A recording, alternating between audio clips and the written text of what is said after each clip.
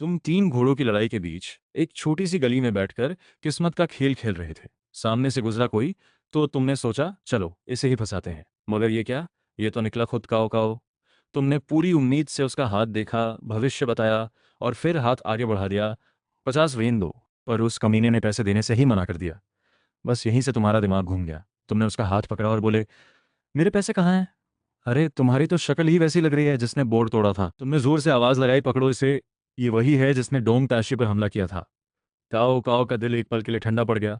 उसका दिमाग तेजी से चलने लगा। ये आदमी मुझे जानता कैसे? क्या ये कोई गुप्त दुश्मन है? तभी कुछ सिपाही दौड़ते आए और उन्होंने काओ काओ को दबोच लिया। तुम शांति से पास खड़े रहे, इनाम लेने की सोच रहे थे।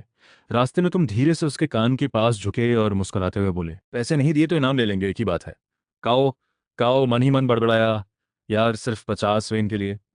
मगर साथ ही उसे थोड़ी राहत भी मिली, क्योंकि जो पैसों के पीछे पड़ा हो वो डोंग झो का आदमी तो नहीं होगा। सिपाहियों के अंदर जाते ही काओ काओ ने चुपके से तुमसे कहा, भाई मैं काओ काओ नहीं हूँ, ये 50 वें लो और जरा काम जाओ। तुमने बिना देर किए उसकी जेब से पैसे निकाले, जेब में डाले और हंसते हुए बोले, अभी भी मुकर रहे हो? खैर, झूठी गवाही तो नहीं दे सकता, अगर पकड़ा गया तो मेरी खाल खिंचेगी। अपनी जान बचानी पड़ती है, ये तो समझते हो ना? काओ काओ का चेहरा गुस्से से लल हो गया, मगर फिर उसे याद आया युआन शाओ के साथ एक बार वो भी ऐसा ही कर चुका था। दुनिया गोल है, आज उल्टा पड़ गया। काओ काओ बिल्कुल चुप हो गया। जब उसे लग रहा था कि आज का दिन आखिरी है, तभी तुम्हारी आवाज़ उसके कानों में पड़ी, पैसे मिल गए, अब जान नहीं लूंगा। काउंटी अधिकारी के सामने डटे रहो, साफ बोलो, मैं काओ काओ नहीं हूँ। जब अकेले में पूछे तब असली बात कहो। डोंग जू को क्यों मारना चाहते थे वो बताओ, जान बचेगी और एक काबिल सलाहकार भी मिलेगा। और हाँ, रात को चाकू घिसने की आवाज़ आए तो घबराना मत, बस सुअर काट रहेंगे। काओ काओ की आंखों में उम्मीद की चिंगारी जल उठी। बाकी बातें वो ठीक से सुन भी नहीं पाया। दिमाग में बस जान बचेगी और काबिल सलाहकार ही घूम रहा था। मुड़कर देखा, तुम जा चुके थे। आवाज़ कान तक पहुंची कैसे? और सिपाहियों को पता क्यों नहीं चला? काओ काओ सोच में पड़ गया। फिर उसे दरबार में पेश किया गया। काउंटी अधिकारी ने पूछा, मैं काओ काओ नहीं हूँ। ये बात काओ काओ के मुंह से अपने आप निकल गई, जैसे रट गई हो। अधिकारी ने उसे ध्यान से देखा, फिर हाथ हिलाया, थोड़ी बहुत शक्ल मिलती है। हाँ हाँ, मैं नहीं हूँ, मेरा नाम हुआंगफू है, बस एक व्यापारी हूँ। काओ काओ ने जल्दी से बहाना बनाया, मगर अधिकारी मुस्कुराया और बोला, इसे जेल में डाल दो। काओ काओ जेल में पहुंच गया। पर उसे अजीब लग रहा था। अधिकारी ने न तो लुयांग भेजा, न ही ज्यादा सख्ती की, जैसे जानबूझकर कुछ छुपा रहा हो। आधी रात को जेल का दरवाजा खुला, काओ काओ को पिछवाड़े ले जाया गया। बेड़ियां खुली और अधिकारी खुद आया। काओ काओ, बड़ी हिम्मत है तुम्हारी। मैंने कहा, मैं नहीं हूँ। काओ काओ अब भी टाल रहा था। अधिकारी हंसा, पिछले साल वयांग गया था, वहां तुम्हें देखा था। काओ काओ के पास कोई जवाब नहीं बचा, चुप रहा। अधिकारी बोला, ठीक है, नहीं मानते तो मैं तुम्हें डोंग झो के पास भेज देता हूँ, वो खुद पहचान लेगा। डोंग झो का नाम सुनते ही काओ काओ का रंग उड़ गया। आखिरकार बोला, ठीक है, मैं ही हूँ। अब क्या करोगे? अधिकारी का लहजा नरम हो गया। बस एक सवाल, डोंगजो को क्यों मारना चाहते थे? वो राज दरबार को बर्बाद कर रहा है, नाम का मंत्री है, असल में देशद्रोही है। महान वंश का वफादार हूँ, चुप कैसे रहता? काओ काओ ने जोश से कहा। अधिकारी काफी देर चुप रहा, फिर बोला, अगर मैं छोड़ दूं तो कहाँ जाओगे? युआन शाओ के पास, बचपन के दोस्त हैं, जरूर साथ देगा। अधिकारी उठा, मैं चेन गोंग ये छोटी सी नौकरी छोड़ता हूँ, आज से तुम्हारे साथ चलूंगा। काओ काओ लगभग रो पड़ा। जिंदगी में इतने उतार चढ़ाव उसने कभी नहीं देखे थे। उधर काओ काओ और चेन गोंग भाग रहे थे, इधर तुम एक चाय की दुकान में बैठकर चिकन लेग चबा रहे थे। मुंह में पानी भरा था। तभी दिमाग में सिस्टम की आवाजें आने लगी, बधाई हो, पहला लेवल पूरा, शक्ति बढ़ी। काओ काओ की किस्मत बदली, 100 लकी पॉइंट्स मिले। एक परिवार की किस्मत बदली, 200 लकी पॉइंट्स मिले। Total lucky points 400। System shop खुल गया, लकी ड्रॉ शुरू। बस इतना सुनते ही तुमने चिकन लेग लगभग फेंक दिया। शक्ति बढ़ने का एहसास अजीब था। एक गर्म लहर सी दौड़ी अंदर, थकान छू हो गई और एक अलग ही ऑरा आ गई। सिस्टम शॉप खोला तो आंखें फटी रह गई। दवाइयां, हथियार, यहाँ तक कि सोने की ईंटें भी। 100 ग्राम की एक गोल्ड बार, सिर्फ एक लकी पॉइंट। मेरे पास 400 हैं, मतलब 400 गोल्ड बार्स। मन में हंसी आ गई। तभी एक डिस्काउंटेड स्क्रोल दिखा, ध्यान वे स्क्रोल, 80% ऑफ, सिर्फ 3 दिन बचे, इसीलिए सस्ता। स्पेशल नोट, सावधान, ये अभी अभी किसी को मार के आया है। तुमने सोचा, 3 घोड़ों की लड़ाई में बिना किसी बॉडीगार्ड के टिकना मुश्किल है। ध्यान वे, 3 घोड़ों का नंबर 1 बॉडीगार्ड, यही डील लेनी चाहिए। 400 पॉइंट्स लगाए और स्क्रोल खरीद लिया। अगले ही पल आंखें बंद करके खुद को कोसने लगे। स्क्रोल की इन्फो आई, डायन वे अभी जोंगली में है। सिस्टम, तूने लूट लिया, वो पास में ही था, मैं खुद ढूंढ लेता। ये 400 पॉइंट्स बेकार गए। तुमने तय किया, आगे से कभी स्क्रोल नहीं खरीदेंगे। मगर पैसे गए तो ध्यान वे को लाना ही होगा। खाना खाकर उठे, स्टॉल लगाया। स्क्रोल का असर था। ध्यान वे मिलने की प्रोबेबिलिटी 100%। एक कोने में बैठ गए जैसे कोई माहिर मछुआरा इंतजार करता है। थोड़ी देर में एक पहाड़ जैसा आदमी दिखा, 2 मीटर से ऊंचा, हर तरफ मसल ही मसल, जैसे कोई शेर दौड़ने से पहले रुका हो। घबराया हुआ था, बार बार पीछे देख रहा था। चीनी लूबू का वो बदकिस्मत सिपाही। आज उसकी आंख सुबह से फड़क रही थी। बीवी अभी अभी लोयांग आई थी, हाथ भी नहीं लगाए, और लूबू ने उसे ड्यूटी पर भेज दिया। कुछ ठीक नहीं लग रहा था। तभी उसकी नजर पड़ी तुम्हारे स्टॉल पर। उस बड़े से साइन पर लिखा था, आयरन माउथ प्रिडिक्शन। तुमने आंखें उठाए बिना बोला, आगे गए तो मुसीबत है। चीनी रुक गया। तभी पीछे से सिपाहियों के कदमों की आवाज आई। वो पास की घास में घुस गया। सिपाही आए, पूछताछ की, कुछ नहीं मिला, चले गए। डायन वे घास में छुपा सांस रोके बैठा था। ये अजनबी कैसे आन गया? तभी तुम्हारी आवाज आई। आकाश की चाल, इंसान की राह, लोहे जैसा सच। गलत निकला तो पैसे नहीं। डायन वे बाहर आया, सामने खड़ा हुआ, हाथ जोड़े, शुक्रिया, जान बचाई। तुमने हाथ आगे कर दिया बिना देखे। भाई किस्मत देखनी है। 50 वेन। गलत निकला तो पैसे नहीं। डायन वे ने बिना सोचे 50 वेन रख दिए। क्या जानना है? भविष्य। तुमने उंगलियां मिलाई, आंखें बंद की, फिर खोली और सिर हिलाने गए। अफसोस, बड़ा अफसोस। डायन वे घबराया। क्या मतलब? तुम्हारा नाम डायन वे है, चैनलियो के रहने वाले। किसी गुंडे को मारकर भागे हो, अभी पुलिस पीछे है, सही है ना? डायन वे पूरी तरह हिल गया। आप तो सब जानते हो। तुम बोले, जाने दो, तुम्हारी किस्मत यहाँ रुकती नहीं। जो सरदार मिलेगा वो तुम्हें अहमियत देगा, मगर उसकी एक गलती, उसकी एक निजी खुराफात, और तुम उसके लिए मारे जाओगे। बताओ, तकलीफ नहीं होगी? डायन वे का चेहरा गुस्से से काला पड़ गया। मैं किसी बेवकूफ़ी के लिए क्यों मरूं? मुठियां भिज गई। किसी और की गलती के लिए मरना, और इतिहास में बस एक छोटी सी दर्दनाक कहानी बनकर रह जाना, यही सोचकर उसका खून खौलने लगा। तो क्या किस्मत बदल सकती है? तुम मुस्कुराए। किस्मत जाने वाले को कोई गम नहीं। ध्यान वे को समझ नहीं आया। पर तुमने स्टॉल बंद करना शुरू किया। जाने से पहले एक और चोट लगाई। तुम झांग मियाओ के पास जाने वाले हो, है ना? वो तुम्हें देखेगा तक नहीं। कुछ साल बर्बाद होंगे, फिर वो सरदार मिलेगा जो तुम्हें इज्जत देगा, मगर 4 साल में ही उसकी वजह से जान जाएगी। किसी की बेवकूफ़ी के लिए मरना, ये कोई हीरो की कहानी है। दायन वे गुस्से में और बेचैनी में दोनों था, पर साथ ही हैरान भी। ये आदमी झांग मियाओ का नाम कैसे जानता है? तुमने बैग उठाया, हाथ जोड़े और बोले, रास्ता दिख गया, अब चलना तुम्हारे हाथ में है। किस्मत बदल सकती है, बशर्ते खुद बदलो। और चल दिए, बिना रुके, बिना पलटे। डायन वे वहीं खड़ा सोचता रहा। रास्ता खुद चुनो। ये बात उसके दिल में उतर गई। झांग मियाओं के पास नहीं जाऊंगा, वो तो पहले से बवादी लिखी है। उसने जेब से एक रिकमेंडेशन लेटर निकाला और बिना सोचे फाड़ दिया। वो लेटर किसी दोस्त ने दिलवाया था, पर अब वो बस एक फंदा लग रहा था। मगर झांग मियाओ नहीं तो जाए कहाँ? तभी अचानक एक आवाज़ उसके दिमाग में गूंजी, जल्दी चलो, सिपाही आ रहे हैं। दाएं वे चौंक कर पलटा, आगे पीछे दाएं बाएं, कोई नहीं, एकदम खाली। पर वो आवाज़ बिल्कुल कान के पास से आई थी। ये कैसे हुआ? ये था तुम्हारा सिस्टम वाला सीक्रेट मैसेज, दिन में एक बार, सीधे कान में। दायन वे पूरी तरह मान गया। ऐसा इंसान तो कोई आसमानी ताकत ही हो सकता है। उसके मन में एक आग जल उठी। इनके साथ रहा तो नाम जरूर होगा। दायन वे चुपचाप तुम्हारे पीछे चल पड़ा, दूरी बनाए रखी। उसने सोचा पहले कोई काम करके दिखाना होगा, तब जाकर मांगूंगा जगह। तुम जानबूझकर सुनसान रास्तों से चल रहे थे, यही मौका देना था उसे। 2 दिन चलने के बाद जब दायन वे भूख से बेहाल था, तभी उसे रास्ते में रोटी और सूखा मांस मिलने लगा, वही जो तुम जानबूझकर छोड़ रहे थे। अब तो वो और भी पक्का हो गया कि तुम कोई साधारण इंसान नहीं। फिर वो मौका आया। 3 बदमाश तुम्हें घेर चुके थे। दियान वे बिजली की तरह दौड़ा। उसके दोनों हाथ ऊपर नीचे हुए, कुछ चीखें आईं, और पल भर में तीनों जमीन पर। डायन वे तुम्हारे सामने आया, घुटने टेके, आवाज गरजी। डायन वे प्रणाम करता है, उठो। तुमने बस इतना कहा, आगे चलते रहे। जान बचाई, कर्ज उतर गया। डायन वे घबराया नहीं। मैं आपके साथ रहना चाहता हूँ, मेरे साथ कोई लड़ाई नहीं है। तुम रुके, उसकी आंखों में देखा। डायन वे बिना झिझके बोला, नाम और पैसे की जरूरत नहीं। आप जैसे इंसान के साथ यही असली रास्ता है। जाना हो तो कभी भी जा सकते हो। तुमने सिर हिलाया, मान लिया। तभी सिस्टम की आवाज आई, डायन वे की किस्मत बदली, 200 पॉइंट्स। काओ चाओ की किस्मत बदली, 200 पॉइंट्स।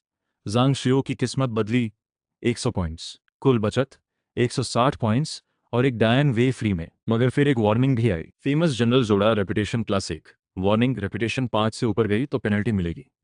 रुको, ये तो भूल ही गए थे। सिस्टम चाहता है कि तुम अकेले रहो, हर तरफ गैंग न बनाओ।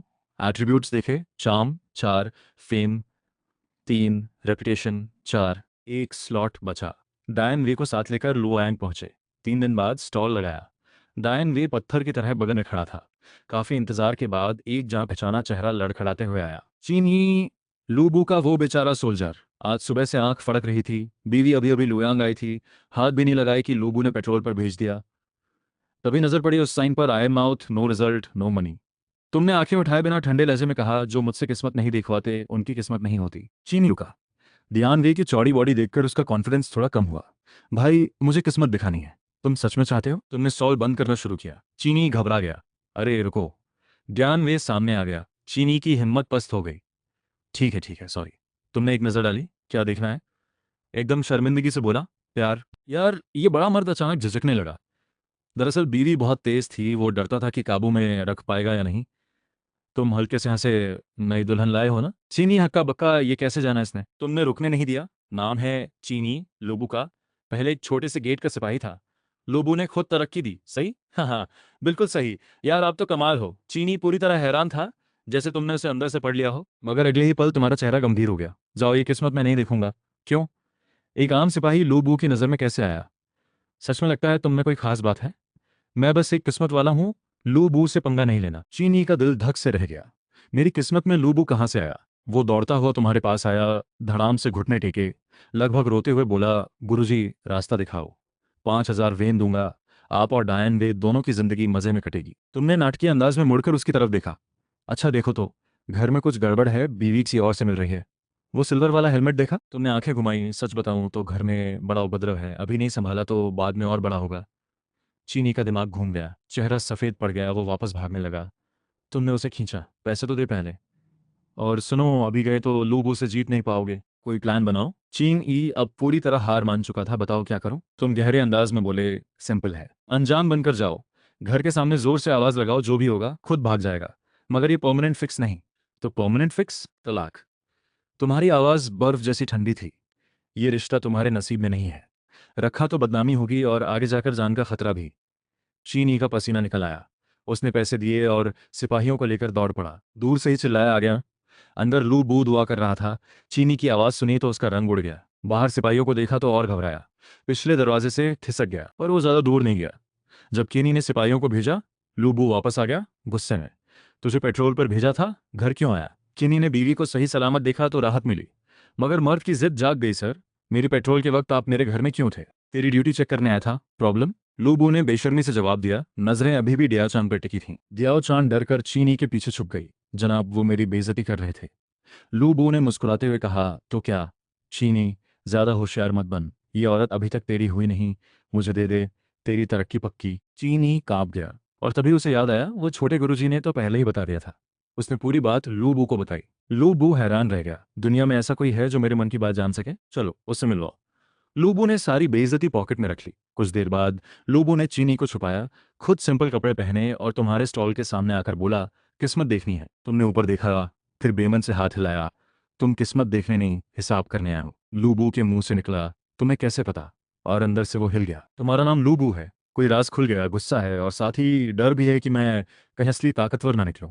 तुमने डायन वे को इशारा किया, ऐसे लोग सीरियस नहीं होते, स्टॉल बंद करो। रुको। लूबू की आवाज़ गिरजी और फिर 3 घोड़ों के इस नंबर 1 वॉरियर ने घुटने टेक दिए। गुरुजी, सच में आया हूँ, मेरा भविष्य देखो। उसने तुरंत ढेर सारे कॉइन्स निकाले और दिए। ठीक है, इतना झुके हो तो देखते हैं। तुमने उंगलियां मिलाई। कुछ देर बाद जोर से हंसे। बधाई हो जनरल, बड़ी तरक्की आने वाली है। जल्दी घर जाओ, मौका गया तो नहीं आएगा। बस इतना कहकर तुमने स्टॉल समेटा और दियान वे के साथ निकल गए। लू बू भौचक्का खड़ा रहा, फिर भागा सीधे अपने घर। घर पहुंचा तो डोंगजो का खास सलाहकार लीरू मुस्कुराते हुए निकल रहा था। जनरल, ताइश ने तुम्हें जोंगलांग जांग और डोटिंग हो बना दिया। लू बू उछल पड़ा, मगर फिर उसने एक ही ऑर्डर दिया, अपने लोगों को पूरा लोयांग उलट दो। उस गुरुजी को ढूंढो। तुम होटल में आराम से बैठे थे, मगर मन में खटका था। चीनी और लो बू की किस्मत में कोई बदलाव नहीं आया। कोई लकी पॉइंट्स नहीं मिले। इसका मतलब साफ था, चीनी उस कमजोर ने घर जाकर भी कुछ नहीं किया। लूबू को दिखा, चुपा, बीवी को छोड़ा नहीं, बेकार गया सब। ठीक है, तो अभी चीनी से मिलना होगा। दोनों टीमें एक ही गली में टकरा गईं। गुरुजी, लूबू सामने आया, एकदम खुश, लगभग झुकते हुए। अभी अभी प्रमोशन मिला था और वो पल जब तुमने उसका भविष्य सही बताया वो भूल नहीं पाया। ऐसे इंसान को नाराज करना बिल्कुल नहीं। तुम मन में उसे बेशर्म बोल रहे थे, मगर ऊपर से बोले, अरे लू जनरल। लूबू को लगा ये थोड़ी चुभन है। उसे पता था ये तंज है, वो समझ गया। तुमने एक पल सोचा, लूबू की ये खराब आदत बदल दी तो लकी पॉइंट्स का बड़ा जैकपॉट मिल सकता है। गुरुजी, कभी मेरे घर आइए, बहुत बातें करनी है। लूबू ने बड़ी विनम्रता दिखाई। नहीं, मुझे चीन जनरल से कुछ जरूरी बात करनी है, यहीं कर लेते हैं। ठीक है, ठीक है। लूबू झट से राजी हो गया, साथ चलने लगा। तुमने हल्के से साइड हटकर उसका हाथ टाला। जनरल, अभी तायशी के यहाँ जाकर शुक्रिया करना चाहिए। मेरा काम हो गया, पेमेंट भी हो गई, हम बराबर हैं। लूबू रुक गया। समझ गया, तुम उसे साथ नहीं लेना चाहते। मगर लूबू शक्की था, जितना रोको उतना जानना चाहे। आगे से चीनी के साथ तुम अंदर गए। लूबू पीछे से दीवार फांद कर खिड़की के पास छुप गया। चीनी अंदर आते ही घुटनों पर आ गया। गुरुजी, और क्या करूं? तुमने एक लंबी सांस ली। चिंग जनरल, मुसीबत अभी गई नहीं, तुम्हारी बीर का नसीब ही ऐसा है। मैंने आज वापस भेजा ताकि तुम रिश्ता काट सको, पर तुमने न लूबू से टक्कर ली न तलाक दिया, तो किस्मत जस की तस रही। तो बस एक ही रास्ता है, तलाक। चिन्नी का दिल डूब गया। हाँ, ये बीवी तुम्हारे नसीब में है नहीं, रखी तो किसी और के काम आएगी। तुम्हारी आवाज़ और सख्त हुई, और वो इंसान लू बू नहीं होगा, क्योंकि उसकी खुद की उम्र ज़्यादा नहीं बची। धड़ाम, खिड़की खुली। कौन है? डियान वे गर्जा। एक काली परछाई अंदर लुढ़की और एकदम सीधे नील पोजीशन में आ गई। लूबू, गुरुजी, मेरी उम्र कम क्यों है? उसके चेहरे पर डर था, पसीना था। तुमने उसे देखा और गुस्सा दिखाया। मैंने तुम्हारे लिए नहीं बोला था, और तुमने छुपकर सुना। लूबू, तुम सोचते हो पावर है तो रूल्स नहीं मानने। लूबू सचमुच घबरा गया। तुम्हारी आंखें उस पे टिकी। तुमने छुपकर सुनकर नियम तोड़ा। 3 दिन के अंदर तुम्हें खुद महसूस होगा, बेचैनी, कमजोरी। तब देखना कैसे लड़ते हो। ये सिर्फ धमकी नहीं थी, तुमने सिस्टम की पावर यूज की। आयरन माउथ का असर, ज्यादा शक्ति नहीं थी, मगर किसी को कुछ दिन बीमार करने के लिए काफी था। तुम बिना पलटे निकल गए, और तुम्हारे जाते ही लू बू को चक्कर आने लगे। जांग लियाओ और चीनी ने थाम लिया, वरना गिर जाते। वेन युआन, लूबू ने जांग लियाओ का हाथ कसकर पकड़ा। आवाज कांप रही थी। किसी भी कीमत पर उन गुरुजी को लेकर आओ। और फिर वो बेहोश हो गया। घर में अफरा तफरी मच गई। चीनी और जांग लियाओ उसे उठाकर ले गए। कोई नहीं देख रहा था। तब अंदर के कमरे से एक खूबसूरत औरत बाहर आई। लंबे बाल, उदास चेहरा, खोई हुई नजरें। ध्याओ चान। लूबू बीमार पड़ा। 3 घोड़ों का नंबर 1 वॉरियर, सिर्फ इसलिए कि किसी बात छुपकर सुनी। ये खबर डोंगजो तक पहुंचने देर नहीं लगी। मेरे बेटे को क्या हुआ? वो रात को ही लीरू के साथ पहुंचा। फंक्शन कहाँ है? लूबू बिस्तर पे पड़ा था, सूप भी खुद नहीं पी सकता था। सारे डॉक्टर कहाँ हैं? गाओशन ने धीरे कहा। तायशे, सब देख चुके, कोई बीमारी नहीं मिली। तो फिर ये क्या है? डोंगजो का पारा चढ़ गया। तब लूबू की आवाज आई, ईफू। डोंगजो झुका। ईफू, उन गुरुजी को ढूंढो, बस वही बचा सकते हैं। लूबू की आंखें भर आईं। ठीक है ठीक है, कौन है वो? डोंगजो ने इशारा किया। जांग याओ बाहर दौड़ा। चीनी आगे आया। तायशे, शायद गुरुजी नाराज हों तो मदद न करें, मगर उन्होंने पहले ही बता दिया था आज जनरल को बड़ी खुशखबरी मिलेगी। और मिली भी। डोंगजो चौंका। लीरू की तरफ देखा। लीरू बोला, जूगोंग, ऐसे लोग रेयर होते हैं। याद है वो हुआंग जिन वाला चैप्टर? उस जैसी ताकत लगती है इनकी। डोंगजो को झटका लगा। सच में इतने काबिल हैं? लीरू बोला, हाँ, मगर जबरदस्ती काम नहीं आएगी, इज्जत से बुलाना होगा। डोंगजो ने पुरानी यादें हटाई और एटीट्यूड बदला। ठीक है, किसी को परेशान मत करो, सिर्फ पता लगाओ, मैं खुद मिलने जाऊंगा। और उसी रात लिए का नाम पूरे लोयांग में गूंज गया। तुम होटल में सो रहे थे, तभी सिस्टम का नोटिफिकेशन आया। रेपुटेशन +10, कुल रेपुटेशन 13, चार्म +6, कुल चार्म 10। System update. अब तुम्हारी ऑरा और लुक्स दोनों अपग्रेड हुए। सचमुच अंदर कुछ बदला। बॉडी ज्यादा फिट, स्किन स्मूथ, एक अलग ही गहराई आ गई। अगली सुबह दायन वे ने तुम्हें देखा तो आंखें फटी रह गईं। गुरुजी, एक रात में इतने हैंडसम कैसे हो गए? तुम मन में समझ गए लू बू वाली बात ने काम किया। डोंगजो को पता चल गया है, मगर तुम बिल्कुल नहीं डरे। लकी पॉइंट्स अभी नहीं मिले तो आज भी स्टॉल लगेगा। डोंगजो जाने क्या करे। स्टॉल लगाया। 1 घंटा भी नहीं हुआ कि एक बग्घी रुकी। हल्की खुशबू आई। पर्दे हिले। एक मीठी आवाज आई। क्या किसी और के लिए किस्मत देखी जा सकती है? नहीं, तुमने बिना देखे कहा। वो आवाज सच में अच्छी थी। अगर मिलना हो तो पता दे जाओ, मैं खुद आऊंगा। तुम तो नंदी बिना बताए जान लेते हो। वो हंसी शायद टेस्ट कर रही थी। तभी गली में शोर। शिलियांग की आर्मी आ रही है। बग्घी में हड़बड़ाहट। तुमने झट से खिड़की के पास जाकर कहा, कोई एक चीज़ दे जाओ, शाम तक घर ढूंढ लूंगा। पर्दा हटा। एक हल्के नीले रंग का रुमाल बाहर आया, और उसी एक पल में तुमने देखा एक चेहरा। बिना मेकअप, बर्फ जैसी स्किन, साफ आंखें, लंबे काले बाल। तुम्हारा दिल एक पल के लिए रुका। रुमाल उठाया। खुशबू अभी भी थी। एक कोने पर कढ़ाई, काए अक्षर। तुम्हारे होठों पर हल्की मुस्कान आई। ये तो खुद चलकर आ गई। तुम वही खुशी हो रहे थे कि जिलियान की पूरी आर्मी आ गई। लोगों को हटाया, रास्ता बंद। डायन वे तुम्हारे आगे आ गया। तुम बिल्कुल शांत रहे। थोड़ी देर में एक बग्घी रुकी। डोंगजो उतरा। साथ में पंखा चलता एक जेंटलमैन। लीरू, क्या आप ही लिए ये गुरुजी हैं? लीरू ने विनम्रता से पूछा। डोंगजो ने खुद पहले हाथ जोड़े, एटीट्यूड एकदम झुका हुआ। तुमने ऊपर नहीं देखा? चुप रहे। डोंगजो थोड़ा ऑकवर्ड हुआ। लीरू आगे आया। गुरुजी, तायशी आपसे किस्मत दिखवाना चाहते हैं। तुमने आखिरकार मुंह खोला ठंडे लहजे में।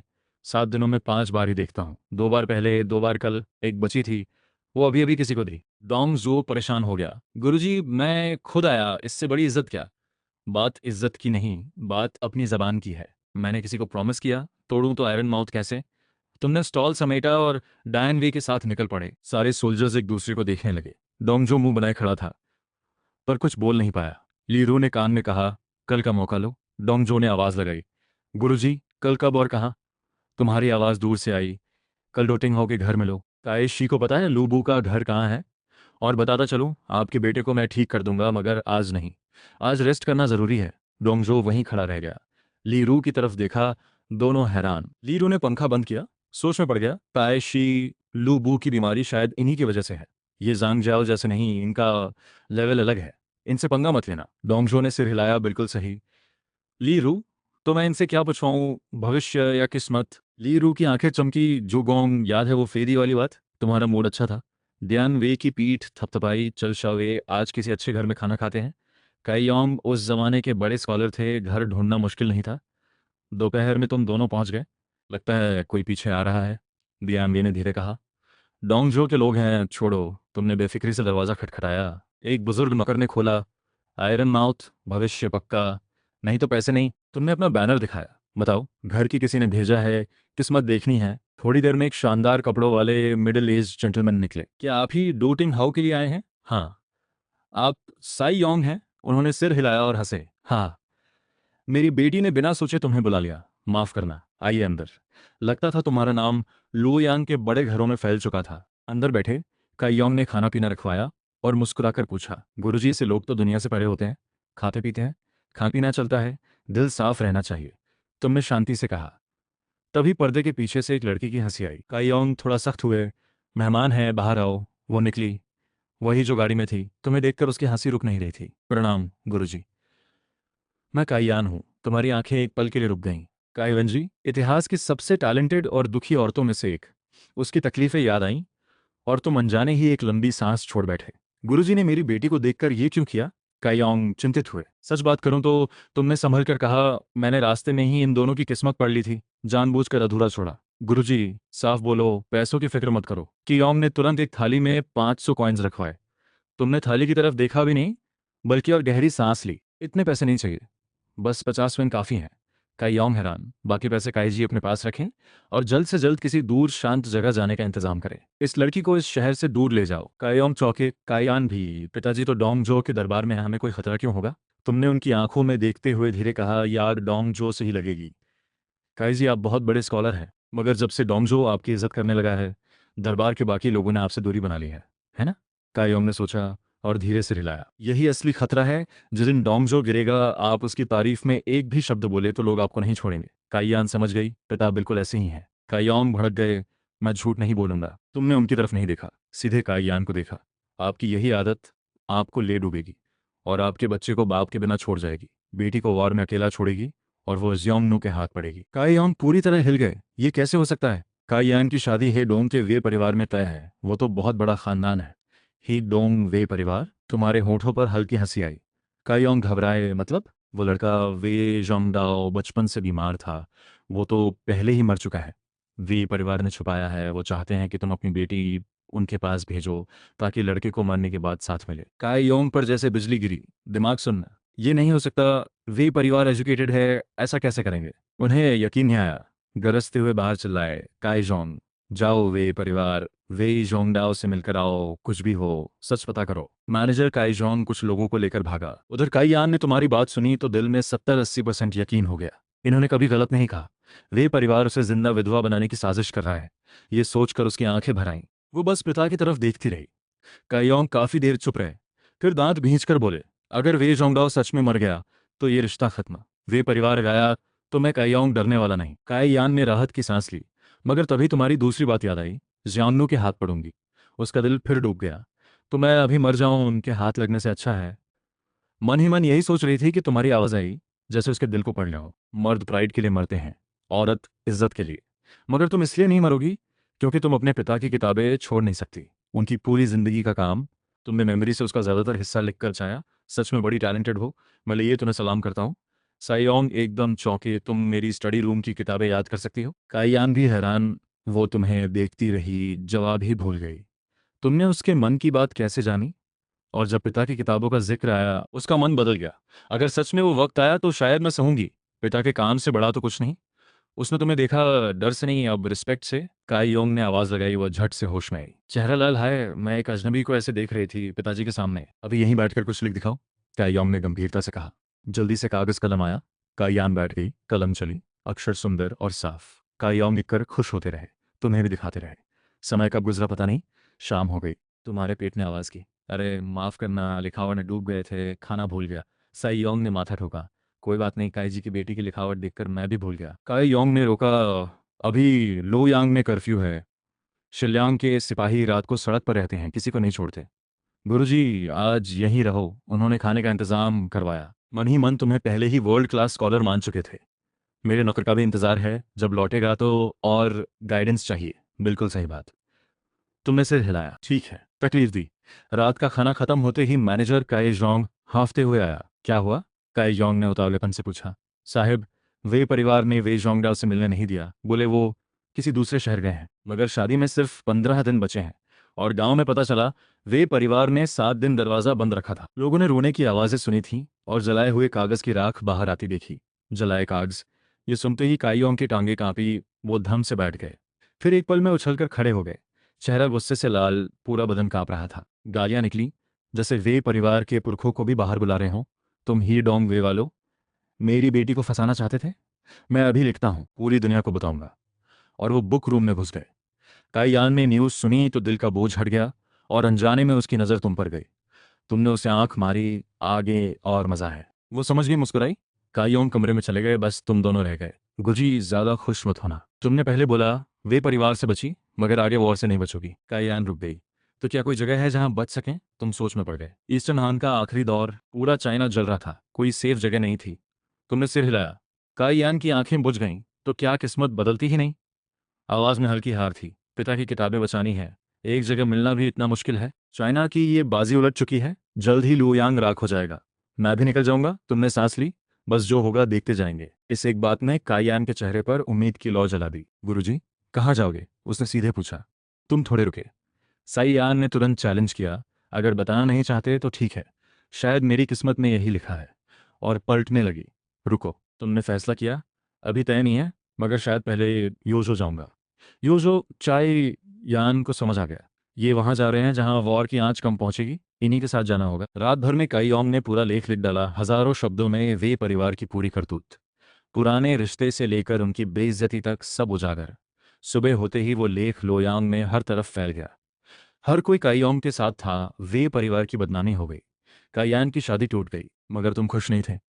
लकी पॉइंट्स एक भी नहीं आया। मतलब असली प्रॉब्लम अभी भी है। काई योंग का वो स्टबन स्वभाव, वो डोंगजो की लड़ाई। एक उम्मीद थी कल रात काईहन से जो बात हुई वो शायद कुछ बदले। काई परिवार से विदा लेकर डायन वे के साथ लूबू के घर चल पड़े। नया नेम प्लेट लग चुका था। गेट पर गार्ड ने तुम्हें देखते ही झुककर सल्यूट किया। आप ही गाओशन हैं? तुमने सीधे पूछा। जी। लूबू कैसा है? सर बहुत तकलीफ में है, माफी मांग रहा है। गाओशन बोल ही रहा था कि एक शाही गाड़ी सैकड़ों सिपाहियों के साथ आई। दरवाजा खुला। डोंगजो की भारी भरकम बॉडी बाहर आई। तुम्हें देखते ही झुके। गुरुजी, फंक्शन को ठीक करने आए, इन्हें दरवाजे पर खड़ा क्यों रखा? गाओशुन को डांटा, फिर मुस्कुराकर बोला, अंदर चलिए। तुम बेफिक्र चले गए। 1-2 दिन में ही लूबू काफी कमजोर हो चुका था। आंखों के नीचे काले घेरे, गाल पिचके हुए। तुम्हें देखते ही बिस्तर से लुढ़कने लगा। गुरुजी, मुझे माफ करो, सच में गलती हुई। डोटिंग हो, तुमने मुझे नहीं, रूल को तोड़ा, उसी का नतीजा है। तुमने शांति से कहा। हाँ हाँ। डोंगजो बीच में बोले, फंक्शन, किसी की बात सुनना नहीं चाहिए जो उसके लिए नहीं थी। जल्दी पेमेंट करो गुरुजी को। गुरुजी, 10 तेल सोना काफी है? तुम्हें हंसी आई। डोंगजो ने पहले दिया, बाद में सोचा। तुमने लूबू का हाथ पकड़ा। पहला टच, बर्फ जैसा ठंडा। दूसरा, लोहे जैसा सख्त। तीसरा, तुम्हारी हथेली से एक गर्म लहर निकली, पूरे कमरे में फैल गई। डोंगजो और लीरू सांस रोके देखते रहे। ये इंसानी ताकत है। तुमने हाथ हटाया। लूबू उछलकर खड़ा हो गया, पहले से ज्यादा तंदुरुस्त। शुक्रिया गुरुजी। ईफू। लूबू पूरी तरह मान गया। तुम्हारी तरफ अब डर और श्रद्धा दोनों थे। दावत करो गुरुजी और ईफू के लिए। दावत में तुमने सीधे बात की। तैशी, आज 7 बातें बताऊंगा, बस। बहुत अच्छा। डोंगजो खुश हो गए। 3,000 सोने की कॉइन्स लाओ गुरुजी के लिए। तुमने हाथ उठाया, रहने दो। फिर डोंगजो को देखा। लीरू ने पूछा, गुरुजी, कोई आने वाला खतरा? तुमने थोड़ा नाटक किया, फिर जोर से बोले, साओ चाओ का हमला नाकाम हो गया। वो घर लौट गया है, पैसा बांट रहा है, आर्मी बना रहा है। जल्द ही 18 राजाओं की जुड़ी हुई आर्मी तुम पर चढ़ाई करेगी। डोंगजो और लीरू का रंग उड़ गया। और तभी एक मैसेंजर हफ्ता हुआ दौड़ते हुए अंदर आया। जरूरी खबर है, सिपाही चिल्लाया। क्या बक रहे हो, देख नहीं रहे गुरुजी से बात हो रही है? डोंगजो ने डांटा। सिपाही कांपते हुए बोला, तायशी, चेनलियू से खबर है? युआन शाओ ने एम्परर के नाम पर 17 राजाओं को इकट्ठा किया है, आप पर चढ़ाई करने वाले हैं। डोंगजो और ली रू का खून सूख गया। तुम्हारी तरफ देखा, जैसे किसी देवता को देख रहे हो। इतनी दूर लुओ यांग में बैठे, और इन्हें पहले से पता था। गुरुजी, कोई रास्ता है? डोंगजो ने घबरा कर पूछा। रुको, तुमने अभी 18 बोला था, ये तो 17 निकले। एक और आएगा 3 वीर, वक्त आने पर समझ जाओगे।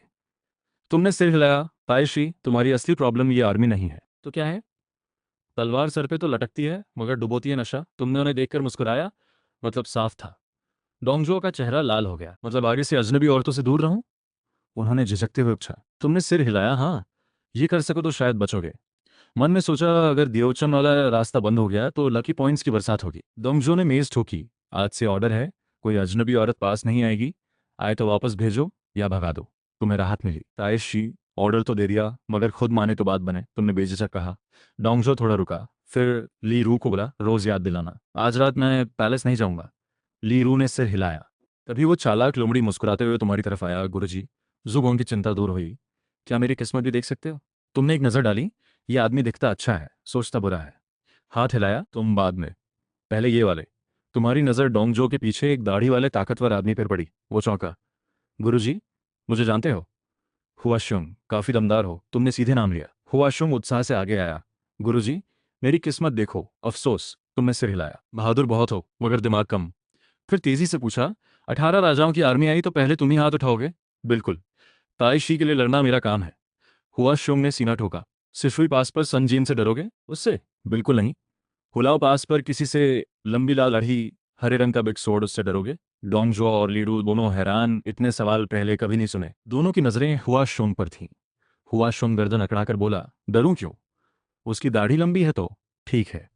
तुमने डोंगजो की तरफ मुड़कर कहा, ताइशी, इस हिसाब से हुआ जनरल के पास 2-3 महीने हैं। आखिरी तैयारी शुरू कर लो।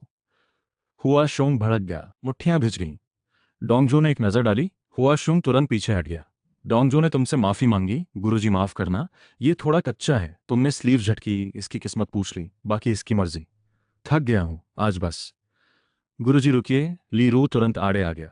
हुआशुंग की तरफ पलटा और गर्जा, इन्हें तकलीफ दी, ले जाओ, 30 बेंत मारो। डोंगजो ने भी हाँ कर दी। हुआशुंग को खींचकर ले गए। लीरू मुस्कुराया। गुरुजी, अब बस एक छोटी सी बात, तुम समझ गए? आज इससे नहीं छूटोगे। क्या जानना है? लीरू ने कहा, ये चीज देखो, बताओ कहाँ से आई। जेब से एक छोटी तलवार निकाली। तुमने देखा, सावचाव वाली 7 स्टार सोर्ड। ये पूछना क्यों? तुमने ठंडे लहजे में कहा, मगर अंदर दिमाग दौड़ा। सच बताऊं, वांग यून मर जाएगा। ना बताऊं, ये छोड़ेगा नहीं। लीरू की आंखें चमकी। गुरुजी सच में जानते हैं। लग रहा था उसे कुछ शक पहले से था। ठीक है, एक काम करो, तुमने हाथ बढ़ाया और तलवार ले ली। किसी मुर्दा चीज का इतिहास देखना मुश्किल है। ये मेरे पास रहे, कल जवाब दूंगा। लीरू ने बिना सोचे हाँ कर दी। अभी वो तुम पर इतना यकीन रखते थे, तुम तलवार लेकर निकले। होटल नहीं गए। रात के अंधेरे में डियान वे के साथ एक जगह पहुंचे, वांग यून का घर। रास्ते में 3 बार कंफर्म किया, कोई पीछे नहीं। डियान वे ने दरवाजा खटखटाया। कौन है? बुजुर्ग नौकर ने झांका। गुरुजी आए, डियान वे ने गंभीरता से कहा। कौन से गुरुजी? बस बता दो, वो समझ जाएगा। नौकर भागा। थोड़ी देर में वांग यून लगभग दौड़ते हुए निकले। क्या आप ही लिए गुरुजी हैं? उन्हें देखते ही हाथ जोड़े। अंदर आइए, आइए। अंदर गए। 2 शब्द निकले, अमीरी। कईयों के घर से कई गुना ऊंचा स्टैंडर्ड। गुरुजी रात को आए, कोई जरूरी बात? वांग यून सीधे बोले, तुमने जमीनी बात की वांग साहब, बड़ी मुसीबत आने वाली है। वांग यून का रंग उड़ा। लोयांग में तुम्हारा नाम गूंज रहा था। लो भी तुम्हारे सामने झुक चुका था। वो मना नहीं कर सकते थे। गुरुजी, रास्ता दिखाओ। हाथ हिलाया। नौकर ने एक थाली में 10,000 कॉइन्स रखे। तुमने दायन वे को इशारा किया, उसने उठा लिए। फिर धीरे बोले, वांग साहब, पिछले कमरे में क्यों नहीं बुलाते? वांग यून हैरान, इन्हें सीक्रेट रूम का पता कैसे? वो तुरंत ले गए। दरवाजा बंद किया, झुककर बोले, गुरुजी सच में अलग है। साव साव भी इस रूम को जानता है ना? तुमने बीच में काटा। वांग यून की बोलती बंद। तुमने स्लीव से, वांग साहब, तुम हान डायनेस्टी के वफादार हो। हाँ हाँ, उन्होंने जल्दी से सिर हिलाया। मगर एक तरह से बर्बादी भी तुम्ही से आएगी क्या? वांग यून को झटका लगा। तुम डोंगजो को हटाने में कामयाब होगे, नाम होगा, मगर उसके बाद तुम खुद सारी ताकत अपने हाथ में ले लोगे। शिलियांग की आर्मी पर जुल्म करोगे और वो भड़केंगे। कैपिटल टूटेगा, एम्पर बेघर होगा। हान डायनेस्टी की बची खुची सांस तुम खुद तोड़ोगे। धड़ाम, वांग यून बैठ गए, पीठ पर ठंडा पसीना। वो जानते थे ये सब उनसे होने वाला था। एक पल में 10 साल बूढ़े लगे। तुम्हारी किस्मत मैं बदलूंगा। तुमने उन्हें उठाया। 7 स्टार सॉर्ट का मामला मैं संभाल लूंगा। बदले में एक चीज चाहिए। क्या? तुम्हारे घर में एक लड़की है, दियोचन। वांग यून चौंके। बस एक लड़की के लिए इतना बड़ा रिस्क? उन्हें समझ नहीं आया। ठीक है, तुमने कहा तो 3,000 लकड़ी के लट्ठे भी दो। वांग यून ने राहत ली। 3,000 लकड़ी, बाएं हाथ का काम। 5,000, 300 कारीगर, 1,000 किलो लोहा, और शहर में एक 3 कमरे वाला घर। वांग यून का चेहरा उतर गया, जैसे जिंदा खाल उधेड़ी जा रहे हो। 10,000 से कम में नहीं होगा ये सब। तो ठीक है, आता हूँ खुशखबरी लेकर। तुम उठे। वांग युन ने झट से नौकर को आवाज लगाई, पिछले आंगन से दियाचन को बुलाओ। थोड़ी देर में वो आई। तुम ही दियाचन हो? वांग युन ने कहा। सर उठाओ। उसने सर उठाया और कमरे में जैसे रोशनी आ गई। वांग युन खुद देखते रह गए। मन में कसक, काश पहले देखा होता। 10,000 की जगह मांगता तो भी देता। तुमने ठंडी नजर से उन्हें देखा। वांग साहब, पछताने की जरूरत नहीं, डील पक्की रखो। वांग युन ने दियाचन से कहा, आज से इन गुरजी के साथ जाओ, वफादार रहना। जी पिताजी। देवचंद ने धीरे कहा। सामान लेने गई, तुम्हें याद आया, रुको। देवचंद को रोका। आओ, तुम्हारी किस्मत भी देखता हूँ। अपने लोगों की किस्मत देखना जरूरी है। शुक्रिया गुरुजी। तुमने देखा, जिंदगी आसान नहीं रही, बहुत भटकना पड़ा, आगे भी तकलीफें हैं। अब मेरे साथ चलो। 5,000 कॉइन्स की बात है। तुमने हाथ आगे किया। देवचंद ने देखा। 5,000? वांग युन बगल में तड़पे। गुरुजी के नियम, नहीं दिए तो उल्टा असर। वांग युन ने जल्दी से कहा। देवचंद ने चुपचाप दे दिए। वांग युन को राहत। चलो, ये इनके साथ सेफ रहेगी। वो अब निश्चिंत है। दयोचन तैयार हुई। वांग युन ने 10,000 कॉइन्स दिए रास्ते के लिए। तुम्हें पता था वो वापस तुम्हारे ही पास आएंगे। तीनों निकले। रात को शिलियांग के सिपाहियों ने तुम्हारा बैनर देखा, खिसक लिए। दयोचन ने देखा। गुरुजी के साथ? मुझे कुछ नहीं करना, उसने पूछा। वांग युन के यहाँ अधिकारियों से मुलाकात होती थी, उन्हें पता है। वो दिन गए, तुमने कहा। दियोचन को अजीब लगा, यानी वो कुछ और काम करेगी। तभी दियान वे का पेट गर्जा। बड़ी आवाज है। तुमने घूरा। गुरुजी, वांग साहिब का खाना बहुत अच्छा था। 8 कटोरे खा लिए। ध्यान वे मासूमियत से बोला। जल्दी जाओ। तुमने उसे धकेला। देवचंद के साथ चलते चलते थोड़ा शांत हुए। तुम्हें किसी की चाकरी नहीं करनी। किसने कहा मेरे साथ आए तो नौकर बनोगी? देवचंद रुक गई। होटल के आंगन में मालिक घुटनों पर। गुरुजी, एक किस्मत देखो, बस इतने पैसे हैं, जी नहीं सकता अब। तुमने उसे उठाया। तुम ईमानदार लगते हो। धीरे कहा। एक काम बताता हूँ, करोगे? क्या? उसकी आंखें चमकी। लकड़ी के बड़े बर्तन बेचो। बड़े बर्तन? वो अचरज में। जल्द ही लुयांग में हर घर को चाहिए होंगे, खासतौर पे बड़े घरों को। नाम है तुम्हारा न्यू लाउजन? वो हिल गया। लुयांग आए इतने दिन हो गए, किसी ने नाम नहीं पूछा। गुरुजी, सच में सोचना क्या है? उसने झट से हाँ कर दी। तुम अंदर चले गए। दियोचन पीछे पीछे। उसकी समझ नहीं आ रहा था, ये क्या हूं मैं इनके लिए। एक पल ध्यान भटका। सामने तुम्हारी चौड़ी पीठ थी। रुकी नहीं, माथा ठोक दिया। अरे, वो डर गई, दर्द से नहीं, घबराहट से। तुम पलटे। ठीक हो? फिर सामने वाले कमरे की तरफ इशारा किया। तुम्हारा कमरा वो है। दियोचन वहीं खड़ी रह गई। न डांट न कुछ, बस ठीक हो।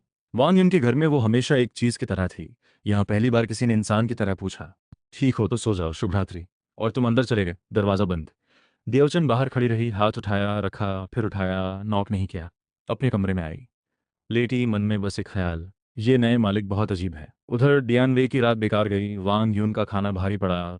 पूरी रात बाथरूम में गुजरी। सुबह तुमने देखा एक रात में क्या हो गया। दयान वे की आंखों में काले घेरे, चेहरा पीला। वो कुछ बोल नहीं पाया। चलो, वांग यून के घर वापस। दयान वे का दिल डूब गया। नहीं नहीं, बिल्कुल नहीं जाऊंगा। दयान वे ने हाथ जोड़े। तुमने उसकी हालत देखी? ठीक है, जरूरत भी नहीं। न्यू लाओसन को बुलाया। वांग यून के यहाँ जाकर मेरा नाम लो, काम की जगह का पता दो, सारी लकड़ी वहां भेजवाओ। दाइन वे राहत से खिल उठा। न्यू लाओजान को एक झंडा दिया। इसे होटल के बाहर लगा दो। अपना पुराना बोर्ड हटाओ और बाहर बोल दो, गुरुजी आज मुफ्त में किस्मत देखेंगे। गलत निकला तो पैसे नहीं, मुफ्त। इस जमाने में मुफ्त वाली चीज सबसे बड़ा मैग्नेट होती है। और ये तो वही गुरुजी थे जिनके आगे लू बू झुक चुका था। खबर फैली, होटल इतना भर गया कि आंगन तक लोग आ गए। लाइन बनाओ, एक एक करके आओ। तुम अंदर आराम से बैठ गए।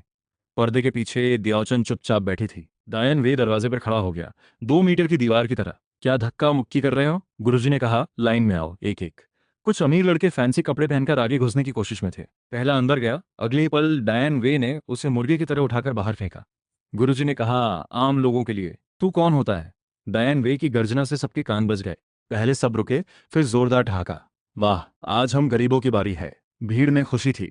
हमेशा जो नीचे समझे जाते थे, आज वही वीआईपी थे। बाकी अमीर लड़के चुपके से खिसक लिए। पंगा लेना? जिसके आगे डोंगजो और लूबू झुके, उससे। पहला आम आदमी कमरे में आया, हाथ पैर कांप रहे थे। जनजान, तुमने ठंडे अंदाज में कहा। वो धड़ाम से बैठ गया। तुम रोज छोटी मोटी चोरी करते हो, जल्द ही पकड़े जाओगे। जांगसान की सांस रुक गई। ये राज उसकी बीवी तक नहीं जानती थी। गुरुजी, माफ करो, बच्चे हैं घर में। तुमने शांति से कहा। मैं पुलिस नहीं हूं। तुम्हारी गलती माफ होने वाली है। फिर धीरे बोले, 3 दिन बाद यहाँ आना, जाकर एक बड़ा बर्तन पानी से भर देना, नदी का हो या बारिश का, खाली नहीं रहना चाहिए।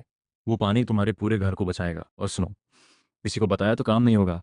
जान सान लड़कते हुए बाहर गया। अगला, लीसी, बड़े बेटे हो, माँ की देखभाल नहीं करते, 1 महीने में सब उजड़ जाएगा, गुरुजी बचाओ। लीसी की टंगे कांपी।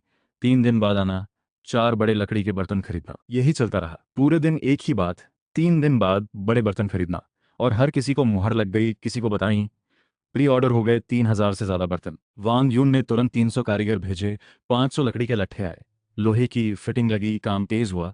फिर भी दूसरे दिन शाम तक सिर्फ 500 बर्तन तैयार हुए। तीसरे दिन 500 बर्तन पलक झपकते बिक गए। न्यू लौसान ने हर बर्तन पर 10 कॉइन्स कमाए, एक दिन में 5,000 कॉइन्स। होटल से 1 महीने में इतना नहीं मिलता था। लोयांग में अजीब नज़ारा था, लोग बड़े बड़े लकड़ी के बर्तन घर ले जाते, उनमें पानी भरते। ये बात डोंगजो तक भी पहुंची, मगर अभी 18 राजाओं ने उसे इतना नहीं दबाया था।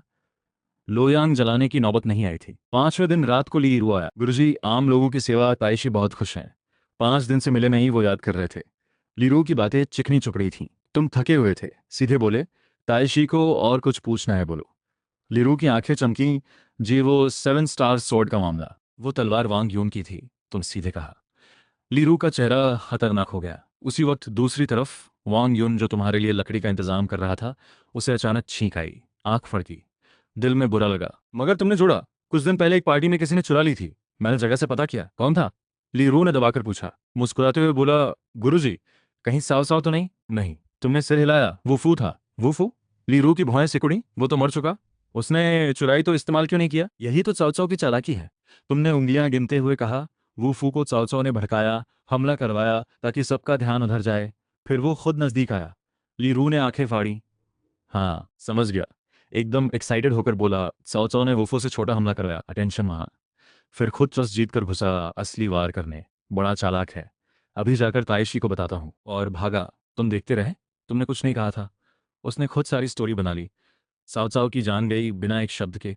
लीरू चला गया। तुम मुस्कुराए। मैंने तो कुछ नहीं कहा। कुछ और दिन गुजरे। एक दिन क्यू में एक अप्रत्याशित चेहरा दिखा, दुश्मनियाम। तुम एक पल रुके। ये यहाँ कैसे? किस्मत दिखवानी है। दुश्मनियान की आवाज में दर्द था, आंखों में हल्की बेबसी। मैं अभी आम लोगों के लिए हूं, तुम चीनी की बीवी हो जाओ। तुम नहीं चाहते थे इस मामले में उलझना। गुरुजी, देखिए। उसने अचानक एक चिट्ठी निकाली, सिर के ऊपर उठाई। ये चीनी का तलाकनामा है। तुम चौंके। गुरुजी ने एक बात कही और उन्होंने तलाक दे दिया। अब कहाँ जाऊं? अगर गुरुजी ने नहीं रखा, यहीं सिर पटक दूंगी। बाहर लोग सुन रहे थे। गुरुजी, रख लो, बेचारी है। हाँ, चाय पानी ही सही। भीड़ दबाव बना रही थी। तुमने पर्दे की तरफ देखा। दियोचन की आंखें नम थीं। ठीक है। तुमने सांस ली। रहो। दुशुन्यांग रोते हुए झुकी। तभी चीनी खुद भीड़ में से निकला, हाथ में एक गिफ्ट, घुटनों पर। गुरुजी, बड़ा एहसान। बीवी को नई जगह मिली, ये छोटा सा तोहफा। तुम बस देखते रहे। तलाक दिया, फिर खुशी से गिफ्ट लेकर आया। पुराने जमाने का दिल, तुमने मन में कहा। उसे हाथ हिलाकर भगाया। अगले ही पल दिमाग में नोटिफिकेशंस की बाढ़। चीन ई की किस्मत बदली, 200 पॉइंट्स। लूबू की किस्मत बदली, 100 पॉइंट्स। दु जूनियांग की किस्मत बदली, 200 पॉइंट्स। साओ चाओ की किस्मत बदली, 100 पॉइंट्स। और फिर चीन लैंग, साओ लिंग, साओ गुन, जिन श्यांग गोंगजू, इन चारों की किस्मत खत्म। समरिल, किस्मत ख्यार्स, इनके सभी पॉइंट्स तुम्हें मिले। कुल 1960 पॉइंट्स। तुम हैरानी से कांप गए। दुशुनियांग के भविष्य के बच्चे, उनकी पूरी जिंदगी बदल गई, और उनके सारे पॉइंट्स तुम्हारे। एक बड़ा प्लान दिमाग में आया। जिजो में जैन परिवार की 4 बहनें हैं, अगर उन्हें भी पहले बचा लिया। तुम्हारे होठों पर एक गहरी मुस्कान आई। दियान वे। अगला 10 दिन और गुजरे। इस बीच डोंगजो के दामाद ने बाहर से एक गाड़ी भर औरतें लाईं, गिफ्ट के तौर पर। डोंगजो भड़क गया, सबको वापस भेज दिया। लो यांग में खबर फैली, लकी पॉइंट्स में 1000 का इजाफा। सिर्फ लू बू का पॉइंटर नहीं हिला। क्या वो फिर भी डोंगजो को मारेगा? तुम समझ नहीं पाए। किस्मत देखना बंद हुआ तो वांग यून आया, घुटनों पर। गुरुजी, एम्परर का हुक्म है, आप दरबार में आकर उनकी किस्मत देखें। लियू शे, वो बेचारा एम्परर जिसके हाथ में कुछ नहीं था। तुमने सोचा उसकी किस्मत बदलना मुमकिन नहीं, और डोंग जो को शक होगा। वांग साहिब, तुम खुद अपनी किस्मत नहीं बदल पाए, एम्परर की क्या बात करें। मेरा और उनका वक्त अभी नहीं आया। और वांग यून को टरका दिया। तुरंत डायन वे को बुलाया, गाड़ी तैयार करो। 18 राजों की आर्मी हुलाओ पास तक आने वाली थी। यहाँ रुकना ठीक नहीं। दियाओचन, दू शोन्यांग, कमाया हुआ सारा पैसा, सब लेकर चलो। मगर जाने से पहले एक काम बाकी था। रात को काई परिवार के घर के सामने गाड़ी रुकी। अंदर काई योंग बेटी का हाथ थामे बैठे थे, आंखों में दृढ़ता। बेटा, पिता का फैसला पक्का है। तू जा, गुरुजी के साथ सुरक्षित रहेगी। मैं हान का सेवक हूं, मेरी जगह यहीं है। काई यान रोना चाहती थी, मगर पिता के चेहरे पर जो था वो देखकर रुक गई। तुम आगे आगे, डैम वे पीछे। 3 गाड़ियां हुलाव पास से बाहर निकले। दोनों आर्मीज आमने सामने खड़ी थीं। लाखों लोग, तलवारें, भाले, और बीच में बस तुम। सन्नाटा था, और उस सन्नाटे में तुम एकमात्र जीती जागती चीज लग रहे थे। हुलाव पास पर डोंगजो बेचैन। ये लोग उन्हें कुछ नहीं करेंगे ना? लू बू पास खड़ा था। एक पल में बोला, यीफू, मुझे 3,000 घुड़सवार दो, गुरुजी को बचा कर लाता हूँ। बेटा सोच, लाखों की आर्मी है, मरूंगा तो भी गुरुजी को नहीं छोड़ूंगा। डोंगजो ने हाथ हिलाया, तैयार रहो। दूसरी तरफ अलायंस के कैंप में एक सिपाही हाँफता हुआ आया। मेंगजू, हुलाव पास से 2 सवार, 3 गाड़ियां निकली हैं, कोई आर्मी नहीं। युआन शाओ आगे झुका क्या, बिना सेना के? युआनशु ने नाक चढ़ाई। डोंगजो ने माफी मांगने भेजा होगा। काओ साओ की आंखें सिकुड़ी। कौन है? चेहरा देखा। एक 17-18 साल का लड़का, पास में एक बड़ा पहलवान, कोई हथियार नहीं, बस एक झंडा। सौ सौ की जिज्ञासा भड़क गई। मैं खुद जाता हूँ। दौड़कर घोड़ा लिया, आगे आया, एक नज़र पड़ी, और गुरुजी? साओ साओ ने चिल्लाया, पीछे हटो सब, इन्हें कोई हाथ नहीं लगाएगा। सिपाही एक दूसरे को देखने लगे। अगले ही पल लाखों लोगों के सामने साओ साओ ने घोड़े से उतरकर झुककर तुम्हारा घोड़ा थाम लिया। हुलाव पास पर लूबू का मुंह खुला रह गया। डोंगजो बुदबुदाया। साओ साओ भी इनका। दूसरी तरफ युआन शाओ खड़ा नहीं रह सका। काओ साओ ने खुशी से कहा, बनवान, ये वही हैं जिनका मैंने जिक्र किया था, लोयांग के वो गुरुजी। युआन शाओ हिल गया, आगे बढ़कर हाथ जोड़े। तो आप ही हैं आयरन माउथ वाले, सुना बहुत था। तभी वो आवाज आई, युआन शू, युआन शाओ का छोटा भाई, बचपन से अहंकार ही खाया था। तुम्हें देखा, न यूनिफॉर्म, न आर्मर, एक आम इंसान, और दोनों बड़े लोग झुक रहे थे। उसे गुस्सा आया। रुको, एक फॉर्चून टेलर इतनी गाड़ियां लेकर आया है, क्या है इनमें? गोंगलू, बस करो। युआन शाओ और चाओ चाओ एक साथ बोले। युआनशु को परवाह नहीं, सबकी नजरें तुम पर। तुमने घोड़े से उतरकर दयान वे से झंडा लिया और जोर से हंसे। अरे तुम हो घर के रोने वाले। तुमने उसका सबसे नफरत वाला निकनेम बोल दिया। युआनशु का चेहरा बैंगन हो गया। फिर तुमने जोर से कहा, युआनशु, मेरी गाड़ी रोक रहे हो और खुद जानते नहीं कि मुसीबत सिर पर है? जाओ, पहले संजेन को जवाब दो। तुमने उसका रसद काटा, उसका जनरल जू माओ मारा गया, अभी वो तुम पर आग बरसाने वाला है। बात खत्म होते ही एक सिपाही दौड़कर युआनशु के कान में बोला। युआनशु कांपा। सच? हाँ, सुन जेन हमारे कैंप में घुस आया। युआनशु बिना कुछ बोले भाग खड़ा हुआ। बाकी सब एक दूसरे को देखते रहे। फिर सबकी नजर तुम पर, हैरानी, डर, श्रद्धा। हुलाव पास के अंदर से निकले और इन्हें पता था सन जेन क्या करने वाला था। ये तो सच में कुछ अलग है। कैंप में युआन शू की जगह तुम्हें बैठाया गया। युआन शाह ने बड़ी विनम्रता से हाथ जोड़े। गुरुजी, शुक्रिया। 300 सोने के सिक्के युआन शू की तरफ से, और 300 और, अगर हमारी आर्मी का भविष्य बता सके। तुमने चाय का घूंट लिया। लाखों की आर्मी का भविष्य इतने में? युआन शाह ने तुरंत कहा, 500 और। सौ सौ हंसे, हम भी 100 देते हैं। पल भर में 2,000 सोना सामने था। डैन वेई की आंखें चौंधिया गई। तुमने कब रखा सुनो? अलायंस की आर्मी हुलाव पास तोड़ेगी, और जल्दी। बस 12 शब्द। युआन शाओ सहित सब खुश हो गए। साओ साओ ने हाथ जोड़े। गुरुजी, लू बू है, और डोंग जो की पूरी आर्मी। लू बू अजय नहीं है, तुमने सीधे कहा। युआन शाओ ने चाओ चाओ को देखा। मेंग, गुरुजी के सामने लू बू से डर? चाओ चाओ मुस्कुराया। गुरुजी को बैटलफील्ड पर नहीं खींचा जा सकता। तो कौन मारेगा लूबू को? तुमने सिर हिलाया। मेरी कोई दुश्मनी नहीं लूबू से, मगर तुम्हारी नजर कोने में 3 लोगों पर पड़ी। काव काव समझ गया। लियो बेई, अपने भाइयों को लेकर आओ। तीनों आए। किस्मत देखनी है। 50-50। लियो बेई ने आदर से पैसे दिए।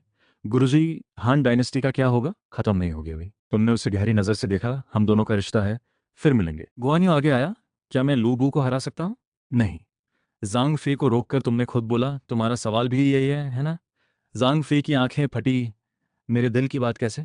साव साव ने कहा, गुरुजी सब जाने हैं। तुम हंसे, आवाज पूरे टेंट में गूंजी। सुनो जांगफे, तुम 50 राउंड्स में नहीं हारोगे। फिर गुआन यू आए, फिर लियू बे भी। तीनों मिलकर लड़ो। एक लड़ाई में तीनों का नाम हो जाएगा। तभी गोंग सुन जान हाँफते हुए आया। लू बू से नहीं जीत सकता। वो अभी बोल ही रहा था कि जांग फे उछलकर बाहर निकल गया। 3 घरानों का गुलाम, रुक। जांग फे की गर्जना बैटलफील्ड पर गूंजी। गोंगसुन जैन अवाक। और फिर ठीक वैसा ही हुआ जैसा तुमने कहा था। जांग फे 50 rounds, Guan you 30 rounds. Lobo पर दबाव बढ़ा। फिर लियू बे भी कूदे। युआन शाओ की आर्मी ने तूफान की तरह हमला बोल दिया। लोबू को तीनों से लड़ना पड़ा। आखिरकार पीछे हटा। अलायंस की आर्मी हुला पास की तरफ बढ़ी। तुम चाहते यही थे, डोंगजो को इतना समय ना मिले कि लोयांग जलाने की तैयारी कर सके। हुला पास पर डोंगजो घबराया। लोबू के साथ लोयांग की तरफ भागा। लीरू पीछे से दौड़ा। जूगोंग, दुश्मन ज्यादा हैं, चांगान चलते हैं। लीरू ने धीरे कहा, और जाने से पहले लुओयांग में आग लगा दो। एम्परर, अधिकारी सब हमारे साथ आएंगे, कोई चॉइस नहीं होगी। हाँ, 3 फायदे 1 नुकसान, करते हैं। डोंगजो ने ऑर्डर दिया। डोंग डो, न्यू फू, ली जुए, गोसी, सबको लोयांग जलाने का हुक्म। एम्परर को उठाओ, चांगन चलो, युआन परिवार का नाम लेते ही पूरे कुनबे को मारो। लोयांग में आग लगी। 1000 साल पुराना शहर जल रहा था। जांगसान अपने घर में आग देखकर रोने लगा। हाय, सब खत्म। बीवी ने पीठ पर मारा, रो क्यों रहा है, बुझाओ आग। वो बड़ा बर्तन याद है, गुरुजी ने कहा था पानी भरकर रखो। जांगसान एक पल में उठा। हाँ, दौड़ा पिछवाड़े। उस रात लोयांग में जिन घरों में तुम्हारी बात मानकर पानी भरा था, उन सब ने अपना घर बचा लिया। जब आग बुझी, जांगसान, लीसी, सब लोग एक साथ पूरब की तरफ मुड़े, उस दिशा में जहां तुम गए थे, और झुक गए। गुरुजी सच में देवता हैं। काली भीड़ एक ही दिशा में झुकी। जब अलायंस की आर्मी लोयांग में दाखिल हुई, घर घर से धुआं उठ रहा था, बस पैलेस राख था, और सड़कों पर हजारों लोग पूरब की तरफ माथा टेक रहे थे। ताओ चाओ ने पूछा। जवाब सुनकर आंखें भर आईं। युआन शाओ, अगर गुरुजी ना होते, आज यहाँ सिर्फ लाशें होती। युआन शाओ भी भावुक हुए, मगर चाओ चाओ का अगला वाक्य उन्हें ठंडा कर गया। गुरुजी ने कहलवाया है, युआन शाओ सब्र रखो। युआन शाओ का दिमाग सुन। एक चीख, और वो घोड़े से गिरे। तभी सिपाही आया। युआन वे साहिब और सारे परिवार को डोंगजो ने मार दिया, शव दरवाजे पर टांग दिए। युआन शाओ उठा, आंखें लाल। पश्चिम की तरफ, डोंगजो का सिर चाहिए। काओ साओ ने रोका। युआन शाओ, रुको। डोंगजो की आर्मी अभी भी पूरी है। चाओ चाओ ने खुद चांगन तक दौड़ लगाने की बात कही, मगर युआन शाओ अजीब तरह से शांत हो गया। लोयांग मिल गया, इज्जत भी। अब इन स्वार्थी लोगों के साथ डोंगजो से लड़ो? हार गया तो सब खो दूंगा। वो रुक गया। काओ साओ ने निराश होकर देखा। हाथ जोड़े, तुम नहीं जाते तो मैं जाता हूं, मैं अकेले ही निकलूंगा। और वो चल दिया। युआन शाओ ने बाकियों से पूछा, कोई नहीं गया? फुलाओ पास पर तुम सिस्टम मॉडिफिकेशंस का मजा ले रहे थे। जांग सैन की किस्मत बदली 4 पॉइंट्स, लीसी की बदली 4 पॉइंट्स, और फिर एक बड़ा नोटिफिकेशन, फेम माइलस्टोन पार। एक वेव में 50,000 पॉइंट्स। तभी एक आर्मी नीचे से गुजरी, झंडे पर सुन जिन। वो तुम्हें जानते नहीं थे, नजर भी नहीं डाली। तुमने नई पावर आजमाने का सोचा, झंडा उठाया। बुरे को दूर करो, अच्छे को लाओ, आयरन माउथ। संजियन रुका। मेरे नसीब में क्या कमी है जो मैं नहीं झेल सकता? तुमने उनकी आंखों में देखा, फिर एक एक शब्द में पूछा, एम्परर की चीज संभाल सकते हैं? सुन जेन का चेहरा पल भर को सख्त हुआ। एम्परर की चीज तो क्या, एम्परर की धोती भी, बाल भी। मैं सनमैन ताए किसी चीज से नहीं डरता। अगर मुसीबत लाती है तो फेंक दूंगा। तुमने वो मुस्कान दी जो कहती है, देखते हैं, उम्मीद है अगले जनरल की तरह नहीं होगे। इतना कहकर पलट गए। बिना पलटे पीछे से एक सफेद घोड़े पर समचियन आया। पिताजी, उन गुरुजी की बात सुनो, ये साधारण नहीं है। सनजियन ने कुछ नहीं कहा, मगर बात दिल में उतर गई। लोयांग पहुंचे। अलायंस ने सनजियन को जली हुई पैलेस की तलाशी देने भेजा। एक कुएं में से निकला एक सुनहरा थैला, खुला तो चकाचौंध। चौंगो युक्षी। सुन जैन की सांस भारी हो गई। इंपीरियल सील, सर्वोच्च सत्ता का निशान। उसने चुपके से अपनी जेब में रख लिया। अगली सुबह सन जियन युआन शाओ के पास गया। तबीयत ठीक नहीं, चांगशा जाता हूँ। युआन शाओ मुस्कुराया। बीमारी है या युक्सी मिल गई?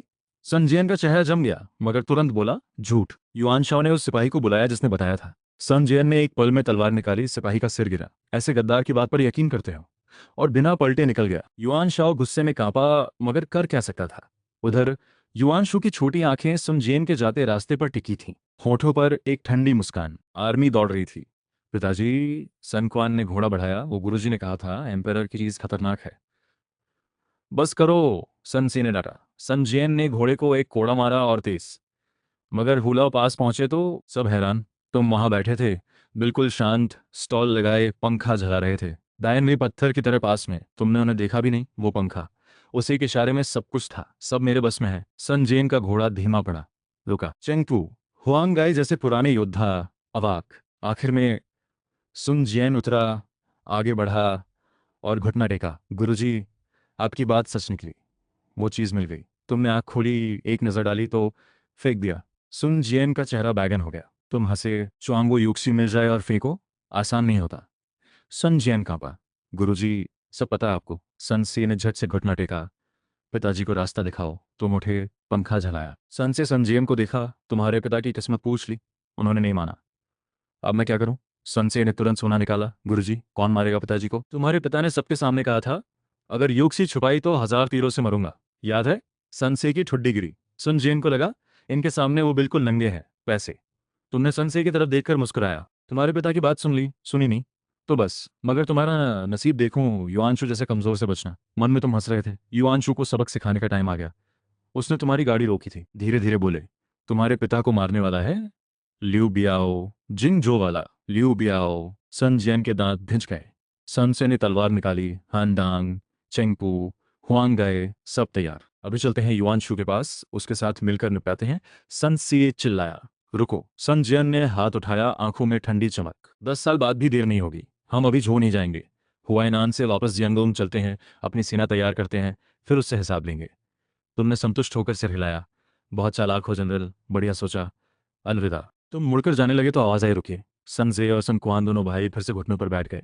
सनजियान भी झट से समझ गया, ये तो इस महान इंसान को अपने घर का रक्षक बनाना चाहते हैं। वो फौरन बोला, अगर आपको बुरा न लगे तो हमारे साथ चांगशा चलिए, थोड़ा वहां रहिए, रास्ते में कुछ हो जाए तो। तुम जोर से हंसे और हाथ हिलाया। नहीं जनरल, जरूरत नहीं।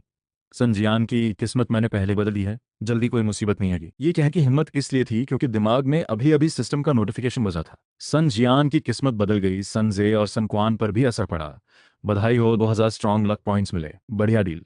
तुम शान से चले गए और पीछे सन परिवार के सब लोग बस तुम्हारी पीठ देखते रह गए। जो सच जानता है, जो रास्ता मोड़ सकता है, ये कोई साधारण इंसान नहीं। संजियान धीरे से बोला, काश ये हमारे परिवार का हिस्सा होता। संजय उसे चाहत भरी नजरों से देख रहा था। तभी छोटे सन क्वान की आंखें चमकी। वो सन जियान के कान के पास गया और बहुत धीरे से, सिर्फ बाप बेटे को सुने ऐसी आवाज में बोला, पिताजी, ये इतने जवान हैं, देखने में भी अच्छे हैं, और साथ में कोई औरत भी नहीं, शायद अभी शादी नहीं हुई। क्यों ना हम अपनी बहन की शादी इनसे करा दें। सन जियान नहीं रुक गया। मन में बात आई, बेटा तेरी बहन अभी सिर्फ 2 साल की है, ये तुम्हें कहाँ पता कि अभी चले ही थे, और एक चालाक छोटे बच्चे ने तुम्हारे बारे में सोच लिया और एक रिश्ता भी तय कर दिया। उसी वक्त सामने से एक फौज आती दिखी। 3000 घोड़े, सफेद रंग के, जैसे जमीन पर बर्फ बिछ गई हो। आगे थे गोंगसुनजान और उनके पीछे लिू बेई, गुआन यू, झांग फेई। मित्र, गोंगसुनजान ने तुम्हें देखा और तुरंत आगे आ गए। गुआन यू भी, जो हमेशा आंकड़े रहते हैं, उन्होंने भी सिर झुकाया। क्या मित्र फिर से बड़े भाई की किस्मत देखने आए हैं? झांग फेई के बड़े बोल गूंजे, उनके काले चेहरे पर चौड़ी मुस्कान थी। ये दे बेअदबी मत करो, लियू बेई ने फटकारा। तुमने हल्की सी मुस्कान के साथ गोंगसुनजान को देखा और पूछा, जनरल क्या यूझो वापस जा रहे हैं? उन्होंने हाँ में सिर हिलाया, उम्मीद भरी नजरों से। तुमने पंखा हिलाया और पीछे खड़ी गाड़ी की तरफ इशारा किया। मैं भी यूझो जा रहा हूँ, सुना है हेबी में हेईशान वाले उपद्रव कर रहे हैं, क्या जनरल के साथ चल सकता हूँ? गुआन झोंग का पानी अभी के लिए छोड़ना था। दोंगजो, युआन शाओ, काओ काओ, इन सब की जिंदगी में तुम पहले ही काफी कुछ मिला चुके थे, अब वक्त था कहीं बैठकर तमाशा देखने का। उधर काओ काओ की जिंदगी में सबसे अंधेरा वक्त चल रहा था। 3000 सैनिक लेकर दोंगझो के पीछे गए थे। सोचा था सब साथ देंगे, पर वो सब नकारे निकले। दोंगझो की घात में फंसे आधे से ज्यादा सैनिक मारे गए। भागते हुए हुलाओ पास लौटे, और वहां युआन शाओ ने मिलते ही सुनाया, मेंगे, मैंने पहले ही कहा था। युआन शाओ को इतना बड़ा राज्य मिला, इतना सामान मिला, फिर भी आंखें बंद करके दोंगझो को भागने दिया, एक भी कदम नहीं उठाया। और वो युआन शू बिल्कुल वैसा ही निकला जैसा तुमने कहा था, बस मौकाप्रस्त। उस पल काओ काओ के दिल में हान साम्राज्य को बचाने की जो आग थी, वो इन सब की स्वार्थी हरकतों ने लगभग बुझा दी। वो पूरी तरह बदल गया। युआन शाओ ने उसके लिए जो जश्न रखा था, उसमें काओ काओ ने एक बड़ा घूंट शराब पिया, उठा और सबकी तरफ उंगली उठाकर जोर से बोला, तुम सब किसी काम के नहीं।